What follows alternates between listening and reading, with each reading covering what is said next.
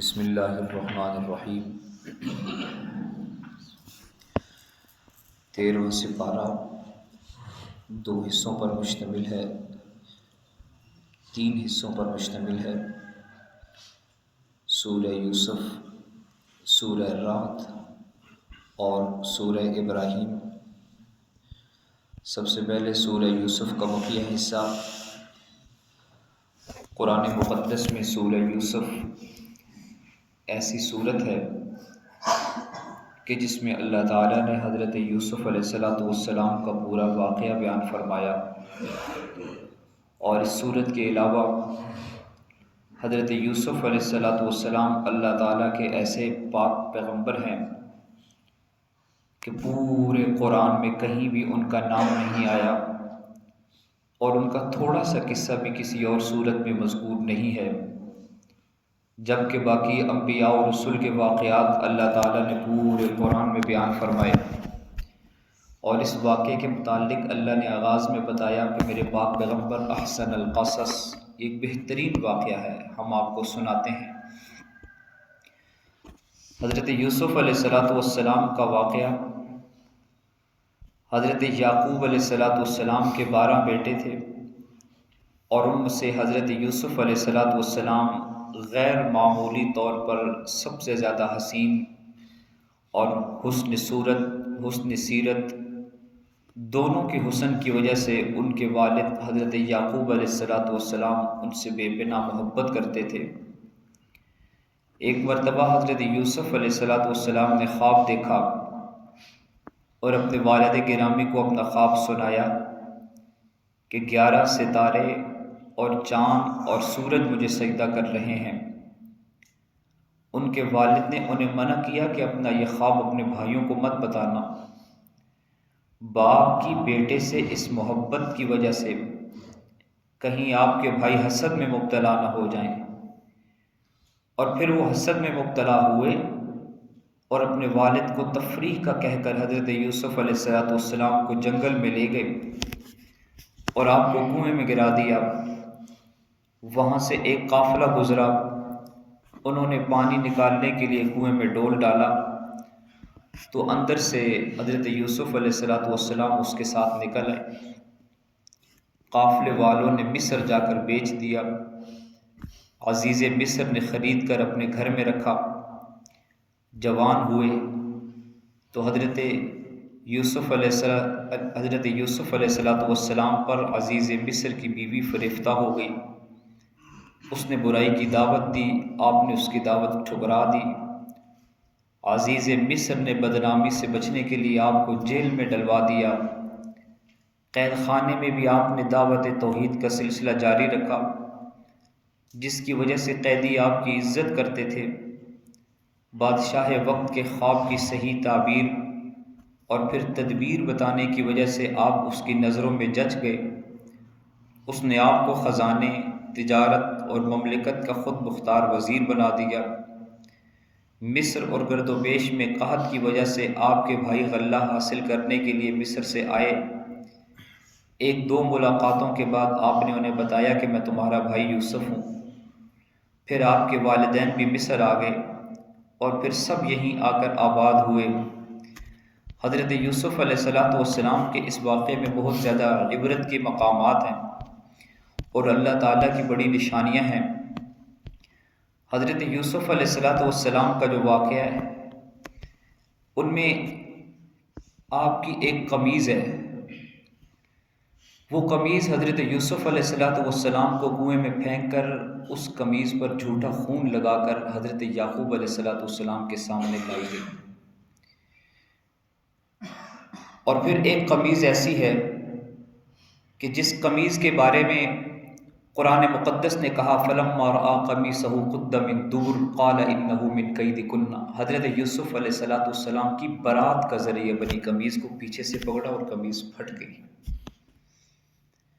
پھر حضرت یوسف علیہ السلام کی ایک قمیض ہے جو مصر سے چلی ہے، اور حضرت یعقوب علیہ السلام کی بینائی لوٹ آئی ہے۔ اللہ تعالیٰ نے خوشبوئیں انہیں سونگھا دی۔ یہ ہمیں بتا رہی ہے کہ ایک ہی چیز کبھی آپ کے لیے غم کا ذریعہ بن سکتی ہے اور کبھی اسی ایک چیز سے اللہ تعالیٰ خوشی اور مسرت بھی عطا کر سکتے ہیں۔ خوشیوں کے خزانے بھی اللہ کے ہاتھ میں اور غم کے خزانے بھی اللہ کے ہاتھ میں ہیں۔ وہ کبھی ایک ہی واقعے کو، ایک ہی چیز کو آپ کے لیے دکھ کا ذریعہ بنا سکتا ہے، اور حالات بدلنے پر ایک ہی چیز کو آپ کے لیے خوشی کا ذریعہ بھی بنا سکتا ہے۔ یہ واقعہ ہمیں یہ بھی بتاتا ہے کہ کبھی اپنے بھی حسد میں مبتلا ہو سکتے ہیں، اور کبھی غیر بھی نجات دے سکتے ہیں۔ یہ واقعہ ہمیں یہ بات بتا رہا ہے کہ حضرت یوسف علیہ السلام صرف 2 کلومیٹر کے فاصلے پر کنویں میں پڑے ہوئے ہیں، اور ایک وقت کے نبی ہیں حضرت یعقوب علیہ السلام، باپ کی حیثیت ہے، اور بیٹا مستقبل کا نبی ہے یوسف علیہ السلام۔ لیکن یعقوب علیہ السلام کو نہیں پتا کہ انہوں نے میرے بیٹے کے ساتھ کیا کیا ہے۔ جب آپ کے باقی بیٹوں نے آپ کو وہ قمیض دکھائی اور رونے لگے، ماتم کرنے لگے، تو یعقوب علیہ السلام نے جواب میں بس اتنا کہا، فَصَبْرٌ جَمِيلٌ۔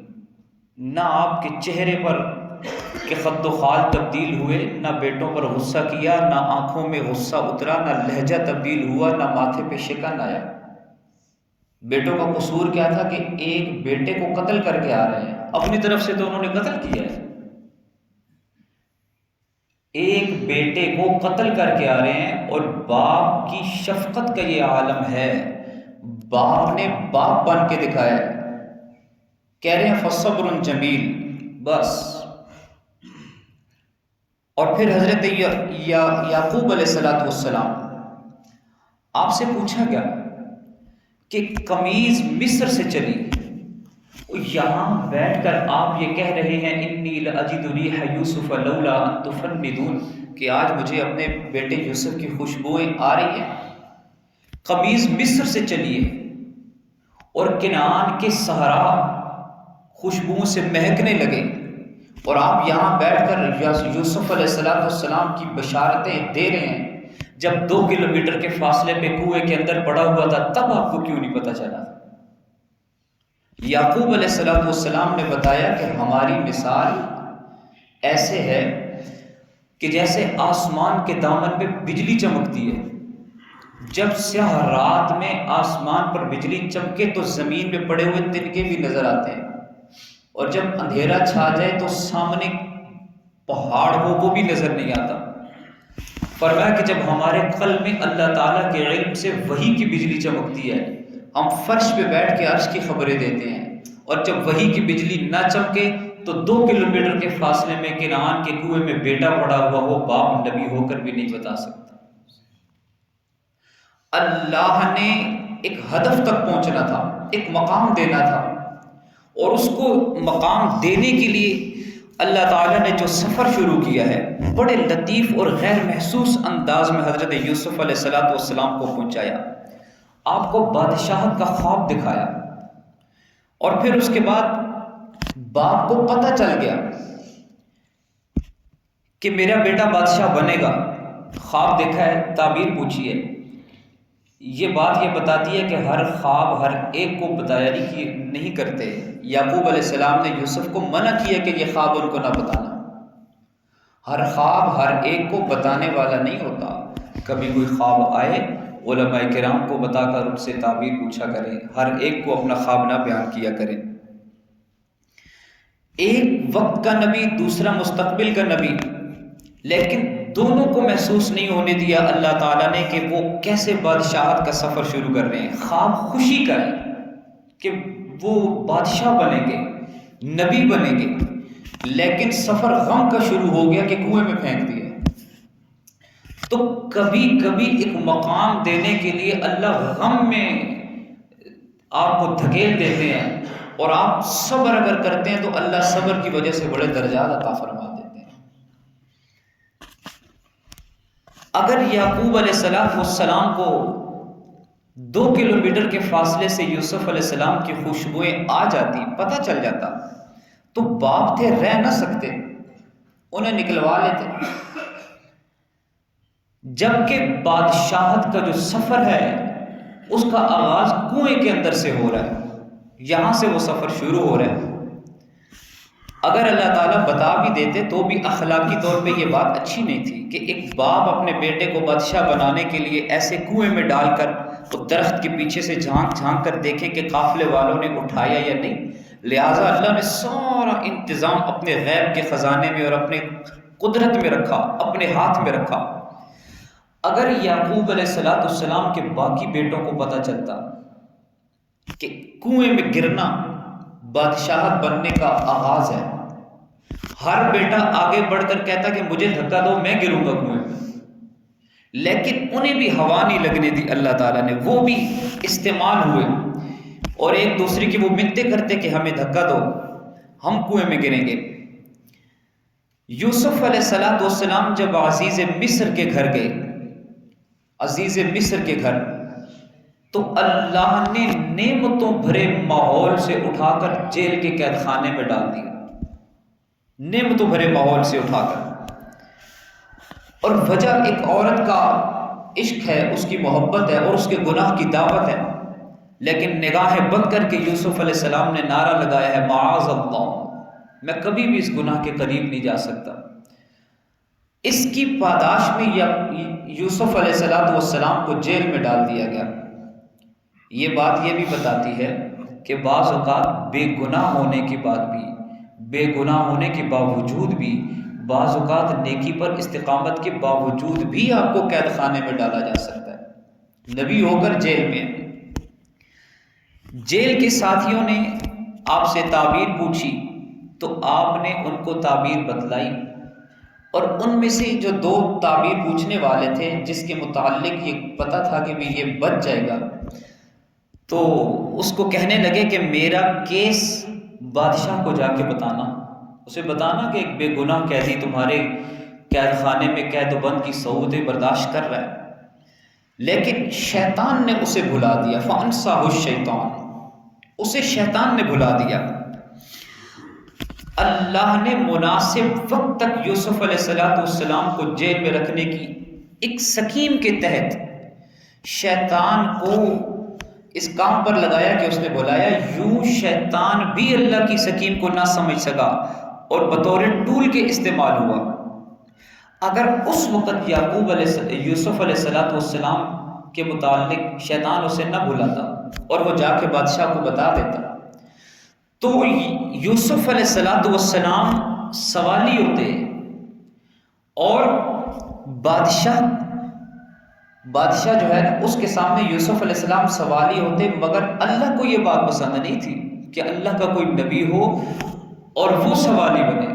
اللہ کا نبی صرف ایک اللہ کا سوالی ہوتا ہے، بس کائنات میں اور کسی کا سوالی نہیں ہوتا۔ اللہ تعالیٰ نے شیطان کے ذریعے اس کو یہ بات بھلا دی، لیکن جب وقت آیا بادشاہ نے خواب دیکھا اور اس کو خواب کی تعبیر سمجھ نہیں آ رہی، تو پھر اس کو یاد آیا کہ ایک جیل میں ایک قیدی تھا جو بڑی اچھی خوابوں کی تعبیر بتلایا کرتا تھا۔ یہ ایک علم ہے، خواب کی تعبیر کا علم ہے جو اللہ تعالیٰ نے مختلف علماء کو عطا کیا ہوتا ہے، اس لیے یہ مخصوص لوگوں سے پوچھنی چاہیے خوابوں کی تعبیر۔ یوسف علیہ السلام جیل کے قید خانے میں ہیں اور بادشاہ کو جب خواب آیا تو تعبیر پوچھنے کے لیے بادشاہ خود سوالی بن کر یوسف علیہ السلام کے پاس آیا ہے۔ یہ اللہ تعالیٰ چاہ رہے تھے۔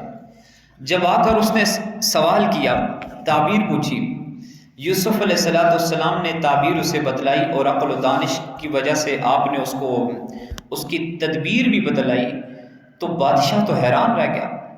اس نے کہا کہ جی آپ تو باہر آئیے۔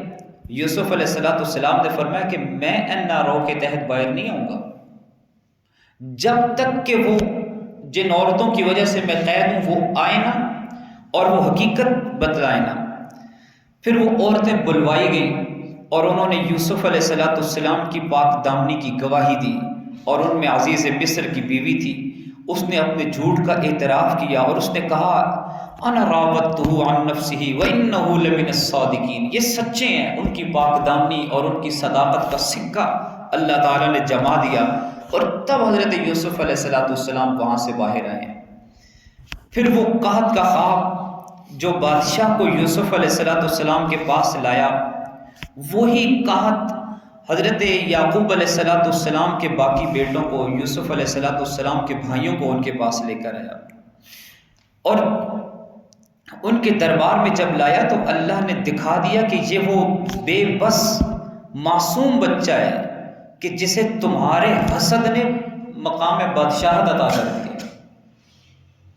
حسد نے بادشاہت کے مقام تک پہنچا دیا۔ فرمایا کہ پہلے بھی تم میرا کرتا لے کر گئے تھے جس نے میرے باپ کی آنکھوں سے بینائی لے لی تھی، لیکن وہ اسی کرتے کو سونگ سونگ کر گریہ کیا کرتے تھے۔ فرمانے لگے کہ اب میرا یہ کرتا لے کر جاؤ، یہ ان کی کھوئی ہوئی بینائی واپس لے آئے گا۔ اب یوسف نہیں، یوسف علیہ السلام کا کرتا مصر سے چلا تو کنعان کے صحرا بھی مہکنے لگے۔ یعقوب علیہ السلام فوراً پکارنے لگے، انی لاجد ریح یوسف لولا ان تفندون۔ یعقوب علیہ السلام آپ کی ان کی آمد کی باتیں بتلا رہے ہیں۔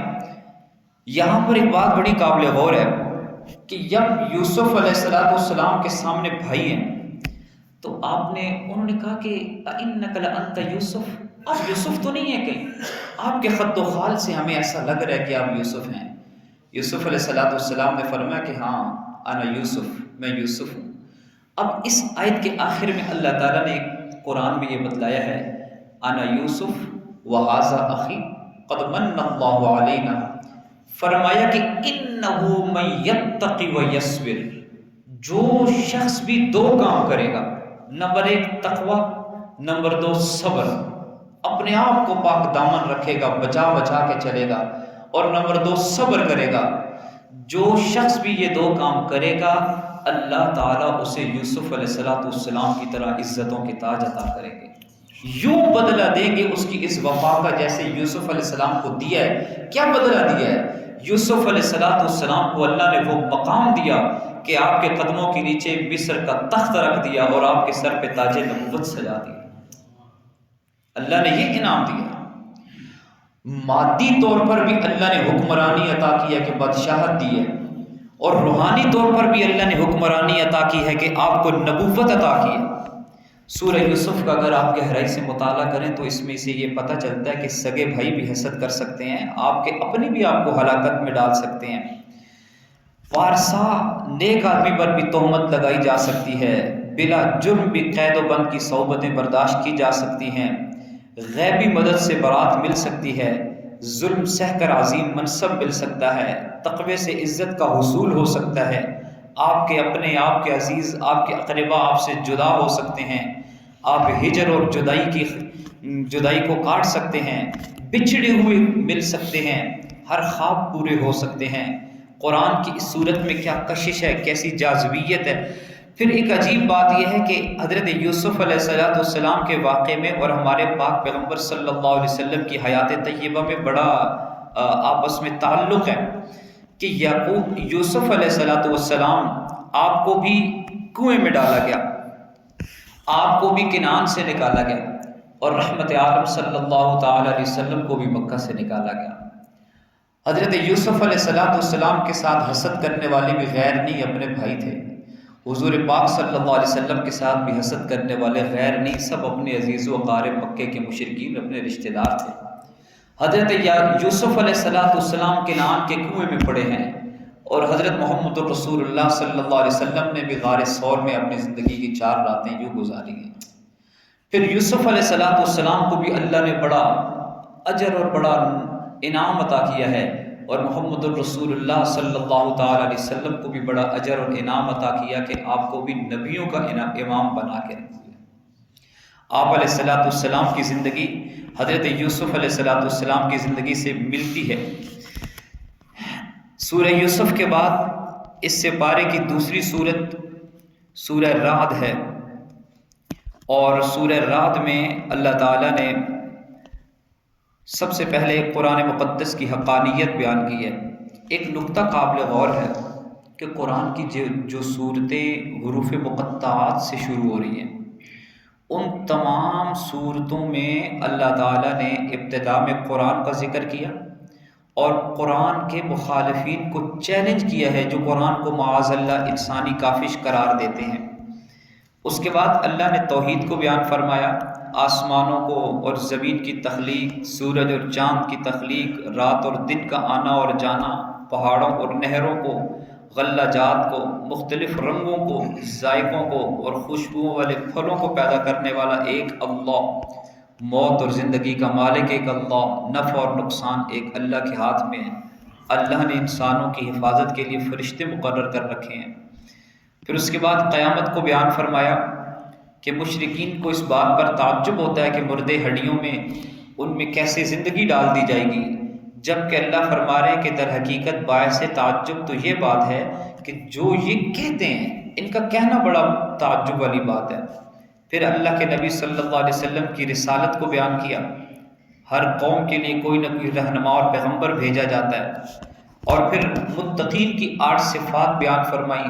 پہلی صفت متقین وفاداری کرنے والے، صلہ رحمی کرنے والے، خوف خدا رکھنے والے، خوف آخرت رکھنے والے، صبر کرنے والے، نماز کی پابندی کرنے والے، صدقہ دینے والے، برائی کا بدلہ اچھائی سے دینے والے۔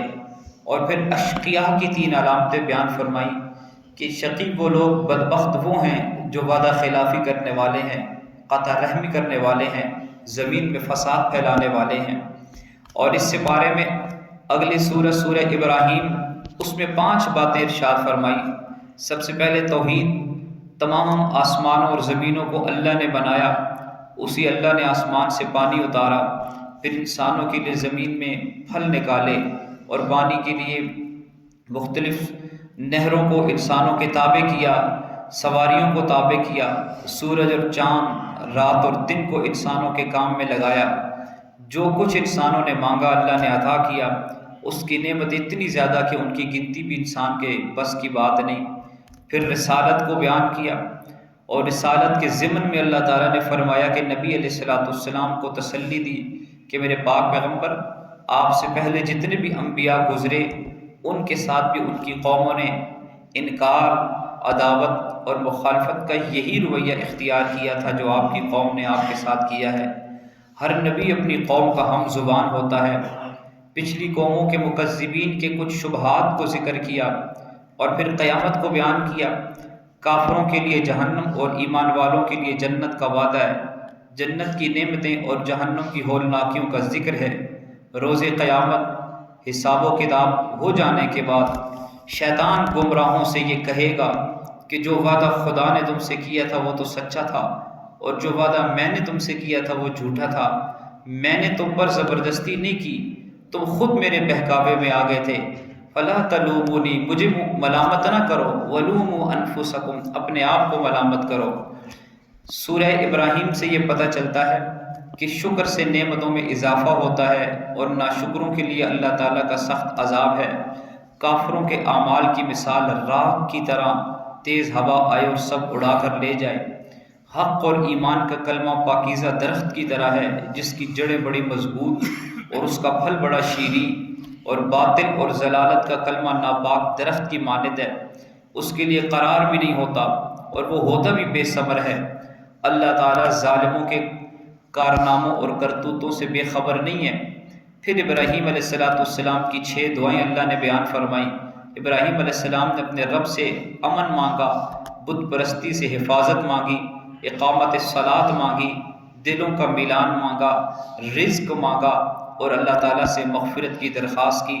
اور ابراہیم علیہ السلام اور حضرت اماں ہاجرہ کی قربانی کو بیان کیا کہ جب اماں ہاجرہ کو ابراہیم علیہ السلام اور اپنے بچے کو چھوڑ کر آ رہے ہیں تو ابراہیم علیہ السلام نے واپس مڑ کے بھی نہیں دیکھا ایک دفعہ بھی انہیں، اور نگاہوں سے اوجھل جب ہوئے تو ابراہیم علیہ السلام اللہ تعالیٰ سے دعائیں کرنے لگے۔ یہ بات ہمیں یہ بتلاتی ہے کہ جب اللہ تعالیٰ کے لیے قربانی دے تو پھر اس کا ذکر بھی نہ کریں، پھر اسے یاد بھی نہ کریں، وہ بڑی قدر کرنے والا، لاج رکھنے والا ہے۔ سورہ ابراہیم کے اختتام کے ساتھ یہ سپارہ مکمل ہوتا ہے۔ اللہ تعالیٰ سمجھنے اور عمل کرنے کی توفیق عطا فرمائے۔